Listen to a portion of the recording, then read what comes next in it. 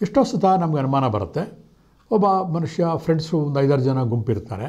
ಒಬ್ಬ ಕಳ್ಳಾಗಿರ್ತಾನೆ, ಅಂದರೆ ಒಂಥರ ಕಳ್ಳತನ ಮಾಡುವಂಥ ಸ್ವಭಾವ. ಇನ್ನೊಬ್ಬ ಬರೀ ಮಾತಾಡ್ತಾ ಇರ್ತಾನೆ. ಒಬ್ಬೊಬ್ಬರದು ಒಂದೊಂದು ಥರ. ಒಟ್ಟಿಗೆ 10ನೇ ತರಗತಿವರೆಗೂ ನಾವೆಲ್ಲ ಒಟ್ಟಿಗೆ ಓದಿದ್ರೂ ಕೂಡ ಒಂದು 10 ವರ್ಷ ಆದಮೇಲೆ ನೋಡಿದಾಗ ಒಬ್ಬೊಬ್ಬ ವ್ಯಕ್ತಿಯ ಜೀವನ ಒಂದೊಂದು ಥರ ಇರುತ್ತೆ.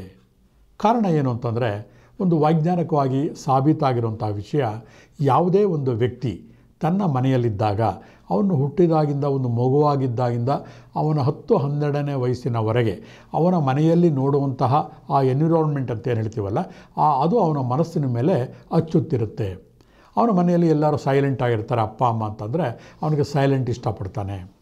ಅವ್ರ ಮನೆಯಲ್ಲಿ ಯಾವಾಗಲೂ ತುಂಬಿರುವಂತಹ ವಾತಾವರಣ, ಜನಜಂಗುಳಿ ಇರುವಂತಹ ವಾತಾವರಣ ಇದ್ದಾಗ ಅವನಿಗೆ ಅದೇ ಇಷ್ಟ ಆಗಿರುತ್ತೆ.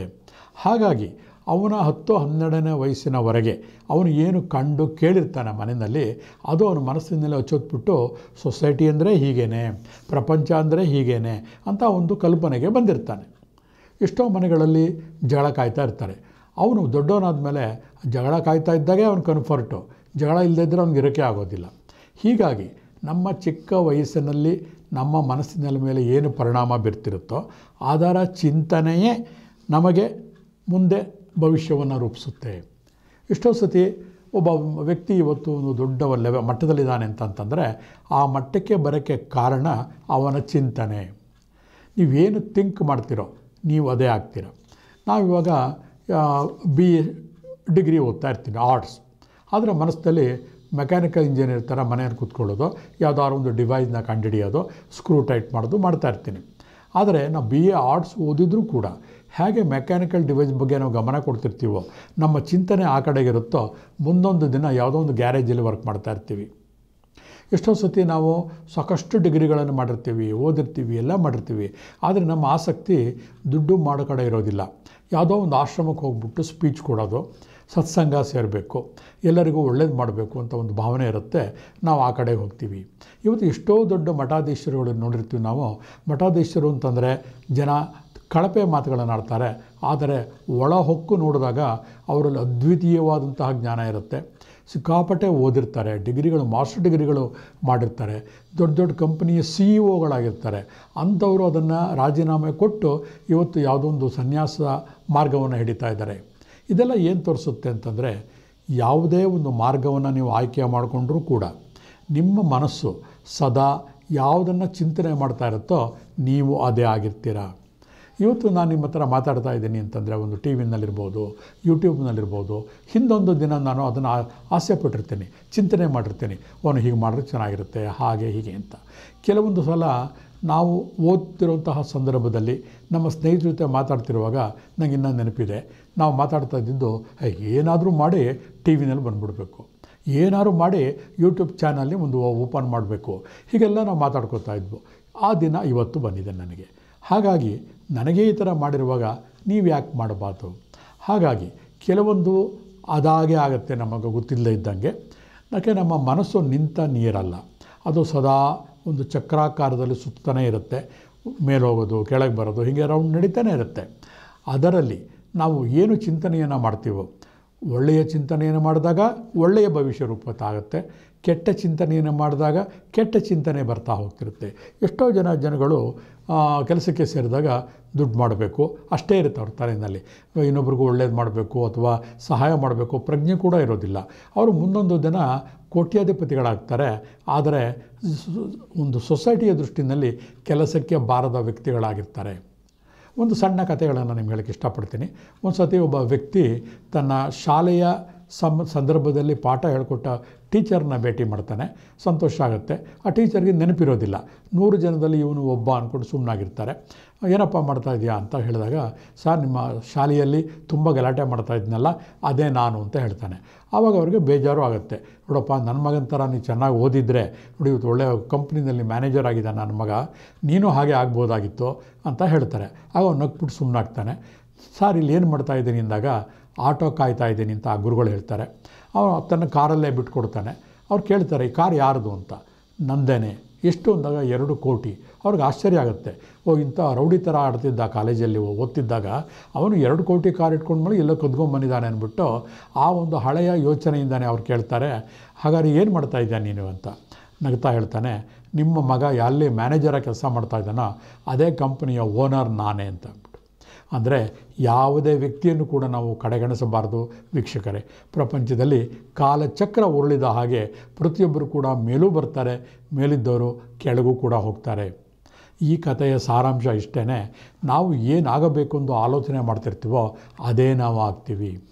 ನಮ್ಮ ಆಲೋಚನೆ ತಪ್ಪಾಗಿದ್ದಾಗ ಅದನ್ನೇ ನಮ್ಮ ಸುಪ್ತ ಪ್ರಜ್ಞೆ ಪ್ರತಿಫಲನ ನೀಡಿ ವಿಶ್ವಶಕ್ತಿ ಆಶೀರ್ವಾದ ಮಾಡಿ ನಾವು ಅದೇ ಆಗಿರ್ತೀವಿ. ಇವತ್ತು ನಮ್ಮ ಸುತ್ತಲೂ ಇರುವಂತಹ ವ್ಯಕ್ತಿಗಳು ಒಬ್ಬ ಸಿಕ್ಕಾಪಟ್ಟೆ ದೇವರಲ್ಲಿ ನಂಬಿಕೆ ಇಲ್ಲದಿರುವಂತಹ ವ್ಯಕ್ತಿಯನ್ನು ನೋಡ್ತೀರಾ ಅಂತ ಇಟ್ಕೊಳ್ಳಿ. ಅದಕ್ಕೆ ಕಾರಣ ಏನು ಅಂತಂದರೆ ಅವನು ಬೆಳೆದು ಬಂದ ಒಂದು ಹಾದಿ. ಮನೆಯಲ್ಲಿ ಎಲ್ಲರೂ ನಂಬಿ ಮೋಸ ಹೋಗಿರ್ತಾರೆ, ಅಥವಾ ಯಾವುದನ್ನು ನಂಬು ಕೂಡ ಅವನಿಗೆ ಏನೂ ಆಗಿರೋದಿಲ್ಲ, ಒಳ್ಳೆಯದಾಗಿರೋದಿಲ್ಲ. ಅಂತಹ ವ್ಯಕ್ತಿ ಇನ್ನೇನು ಮಾಡೋಕ್ಕೆ ಸಾಧ್ಯ? ಅವನಿಗೆ ದೇವರಲ್ಲಿ ದಿಂಡರಲ್ಲಿ ಎಲ್ಲದರಲ್ಲೂ ಕೂಡ ನಂಬಿಕೆ ಕಳ್ಕೊಂಡಿರ್ತಾನೆ. ಹಾಗೆ ಒಳ್ಳೆಯದು ಅಷ್ಟೇ. ಚಿಕ್ಕ ವಯಸ್ಸಿನಲ್ಲಿ ಪ್ರಕೃತಿಯ ಮಡಿಲಲ್ಲಿ ಬೆಳೆದಂತಹ ವ್ಯಕ್ತಿ ಒಬ್ಬ ಒಳ್ಳೆಯ ಆರ್ಟಿಸ್ಟ್ಗಳಾಗ್ತಾನೆ. ಯಾಕಂದರೆ ಪ್ರಕೃತಿ ಅವನಿಗೆ ಒಂದು ರೀತಿಯ ಸಹಾಯ ಮಾಡಿರುತ್ತೆ ಮನಃಶಾಂತಿಗೆ. ಹಾಗಾಗಿ ನಾವು ಜೀವನದಲ್ಲಿ ಏನಾದರೂ ಸಾರ್ಥಕತೆಯನ್ನು ಮಾಡಬೇಕು ಅಂತಂದಾಗ ನಮ್ಮ ವಾತಾವರಣವನ್ನು ಒಂದು ಸತ್ಸಂಗದ ಥರ ಇಟ್ಕೋಬೇಕು. ವಾತಾವರಣ ಅಂದರೆ ಬರೀ ಸೊಸೈಟಿ ಒಂದೇ ಅಲ್ಲ, ನಮ್ಮ ಮನೆಯ ಒಳಗೆ ಕೂಡ. ನಮ್ಮ ಮನೆಯಲ್ಲಿರುವಂತಹ ನಮ್ಮ ಮಕ್ಕಳು ನಮ್ಮ ಮಾತಿಗಿಂತ ನಮ್ಮ ನಡೆನುಡಿಗಳನ್ನು ಗಮನಿಸ್ತಾ ಇರ್ತಾರೆ. ಹಾಗೆ ಹಿಂದೆ ನಮ್ಮ ಹಿರಿಯರು ಹೇಳ್ತಾಯಿದ್ರು, ಮಕ್ಕಳುಗಳನ್ನು ನಾವು ಬೆಳೆಸಬೇಕು ಅಂತಂದರೆ ಮೊದಲು ನಾವು ಸರಿಯಾಗಿರಬೇಕು. ಹಾಗಾಗಿ ಇನ್ನು ಯಾವುದು ಕೂಡ ನಾವು ಕೇರ್ಲೆಸ್ ಮಾಡಬಾರ್ದು. ನಾಳೆ ನಮ್ಮ ಮಕ್ಕಳ ಭವಿಷ್ಯ ನಿಂತಿರೋದು ನೀವು ಸೇರಿಸುವಂತಹ 2-3 ಲಕ್ಷ ಕೊಟ್ಟು ಸೇರಿಸುವಂತಹ ಶಾಲೆಗಳಲ್ಲ, ಇಂಗ್ಲೀಷ್ ಟೀಚರ್ ಮಾಡುವಂತಹ ಟೀಚರ್ಗಳಲ್ಲ.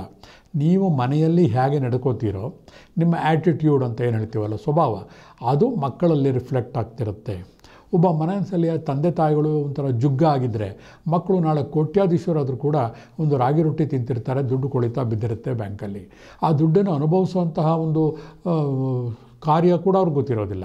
ದುಡ್ಡಿರುತ್ತೆ, ಎಲ್ಲ ಇರುತ್ತೆ, they don't know how to enjoy it. ಹಾಗಾಗಿ ನಾವು ಮಾಡಬೇಕಾಗಿದ್ದಿಷ್ಟೇ, ನಾಳೆ ಭವಿಷ್ಯದಲ್ಲಿ ನಮ್ಮ ಮಕ್ಕಳು ನಮಗಿಂತ ಚೆನ್ನಾಗಿ ಖುಷಿಯಾಗಿ ಸೌಹಾರ್ದಯುತವಾಗಿ 10 ಜನರ ಜೊತೆ ಬಾಳಿ ಬೆಳಗಬೇಕು ಅಂತಿದ್ದರೆ ನಾವು ಕೂಡ ನಮ್ಮ ಸ್ವಭಾವಗಳನ್ನು ಅವರ ಮುಂದೆ ತಿದ್ದುಕೊಂಡು ಖುಷಿಯಾಗಿರಬೇಕು. ಪ್ರತಿಯೊಬ್ಬ ವ್ಯಕ್ತಿಯೂ ಕೂಡ ಮಲಗಿ ಏಳುವಷ್ಟರಲ್ಲಿ ಒಂದು ದಿವಸ ಅವನ ಆಯುಸ್ಸು ಮುಗಿತಾ ಹೋಗುತ್ತೆ. ಎಷ್ಟೋ ಸಲ ನಾವು ಪ್ರೋಕ್ರಾಸ್ಟಿನೇಷನ್ ಅಂತ ಹೇಳ್ತೀವಿ, ಮುಂದೂಡುವುದು. ನಾಳೆ ಮಕ್ಕಳಿಗೆ ಏನಾರು ಒಳ್ಳೇದಾಗಬೇಕು ಅಂದರೆ ನಾಳೆ ಅದಾಗಲಿ ಇದಾಗಲಿ, ಮನೆ ಕಟ್ಟಲಿ, ಮದುವೆ ಆಗಲಿ, ಆಮೇಲೆ ಅವ್ರ ಕಡೆ ಗಮನ ಕೊಡೋಣ. ಆ ದಿನ ಜೀವನದಲ್ಲಿ ಬರೋದೇ ಇಲ್ಲ ವೀಕ್ಷಕರೇ. ಹಾಗಾಗಿ ನಾವು ಮಾಡಬೇಕಾಗಿರೋದಷ್ಟೇ, ನಮ್ಮ ಆಲೋಚನೆಗಳು ಪಾಸಿಟಿವ್ ಆಗಿರಬೇಕು. ನಾವಷ್ಟೇ ಅಲ್ಲ, ನಮ್ಮ ಮಕ್ಕಳು ಕೂಡ ಚೆನ್ನಾಗಿರಬೇಕು ಅಂದಾಗ ಅವರ ಮುಂದೆ ನಮ್ಮ ನಡವಳಿಕೆಗಳು.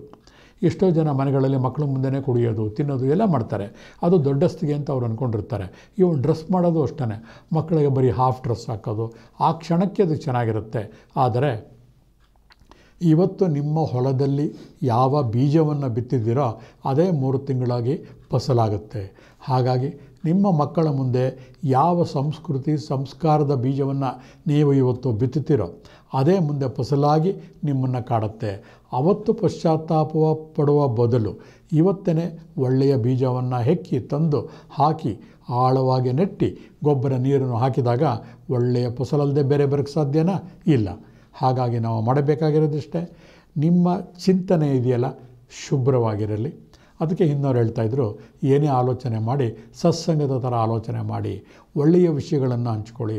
ಯಾವಾಗಲೂ ಬರೀ ಕೆಟ್ಟ ಜನರ ಜೊತೆನೇ ಸೇರೋದು, ಬರೀ ಇನ್ನೊಬ್ಬರಿಗೆ ಮೋಸ ಮಾಡೋದು, ಇನ್ನೊಬ್ಬರಿಗೆ ಸಹಾಯ ಮಾಡದೇ ಇರೋದು, ಈ ಥರ ಚಿಂತನೆ ಮಾಡ್ತಾ ಇದ್ದಾಗ ನಮ್ಮ ಭವಿಷ್ಯವು ಕೂಡ ಹಾಗೆ ಆಗ್ತಾ ಹೋಗ್ತಾ ಇರುತ್ತೆ. ಹಾಗಾಗಿ ದುಡ್ಡು, ಕಾಸು, ಐಶ್ವರ್ಯ ಎಲ್ಲದಕ್ಕಿಂತ ಮುಖ್ಯವಾಗಿ ಬೇಕಾಗಿರೋದು ಸಹೃದಯತೆ, ಹ್ಯುಮ್ಯಾನಿಟಿ. ಯಾವಾಗ ನಾವು ಇನ್ನೊಬ್ಬರಿಗೆ ಅಯ್ಯೋ ಅಂತ ಹೇಳ್ತೀವಿ, ಇನ್ನೊಬ್ಬರಿಗೆ ಸಹಾಯ ಮಾಡ್ತೀವಿ, ಆ ವಿಶ್ವಶಕ್ತಿ ಕೂಡ ನಮಗೆ ಸದಾ ಆಶೀರ್ವಾದ ಮಾಡ್ತಾ ಇರುತ್ತೆ. ಹಾಗಾಗಿ ದುಡ್ಡು ಕಾಸು ಬೇಕು ಇಲ್ಲ ಅಂತಲ್ಲ, ಅದು ನಾವು ಹುಡ್ಕೊಂಡು ಹೋಗೋದಲ್ಲ, ನಮ್ಮ ಒಂದು ಕಾರ್ಯ ವೈಖರಿಯನ್ನು ನೋಡಿ ಆ ವಿಶ್ವಶಕ್ತಿಯೇ ನಮಗೆ ದಯಪಾಲಿಸ್ತಾ ಹೋಗ್ತಾನೆ.